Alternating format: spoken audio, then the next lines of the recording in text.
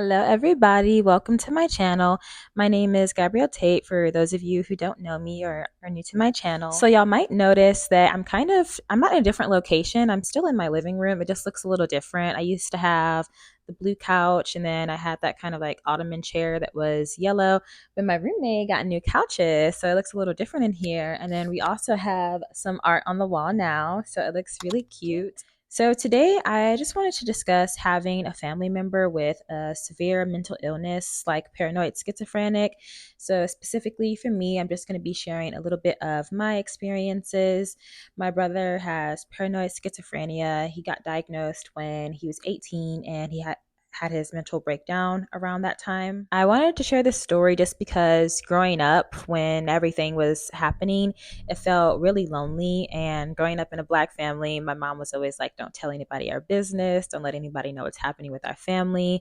So it was a really lonely experience. And I didn't really know many people growing up who were kind of experiencing the same thing, or at least they didn't really talk about it. And two, I kind of just wanted to talk about my brother because I miss him and I like talking about him.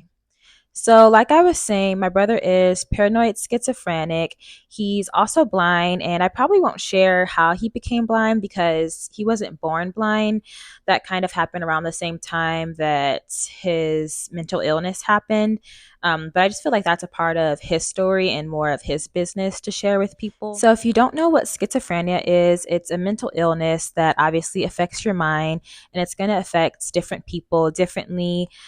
His come with a lot of hallucinations and a lot of delusions. So a while back, my mom and I went to go visit him when he had gotten his new place.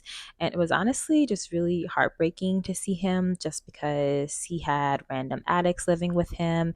He wasn't taking care of himself. He wasn't showering. His apartment was a mess. Another time, he was homeless, and I went back home just for the weekend, and I'm with my best friend, and I see him just on the side of the road, and he's completely out of it, completely off of his medicine.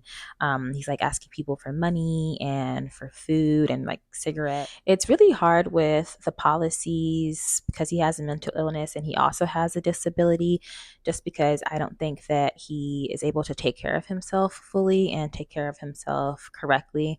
But obviously, you don't want people's freedom to get taken away, and you don't want them to get taken advantage of. I was talking with my best friend a while back about how his life is just so inconsistent and so unstable, and it's just going to be high highs and low lows.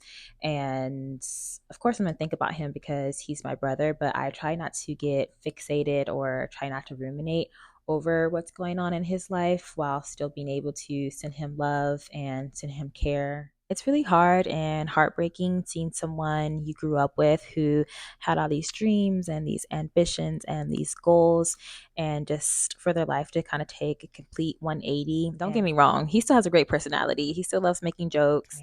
Whenever I talk to my brother or think about my brother now, I just try to have compassion and care for him and just try to meet him in his life where he is right now, just because in the past I feel like I kind of ruminated over what if this happened, and what if his life was like this, and what if he didn't have a mental illness. But I kind of just had to face reality and just meet him where he is. Thank you so much for watching my video. I think that's all that I have today. I really didn't intend for this video to feel so heavy, but when I was kind of going over my notes, I was like, dang, it's kind of a heavy topic. If anyone relates to this topic or has seen friends with this type of issue or family members, please feel free to comment because you're definitely not alone.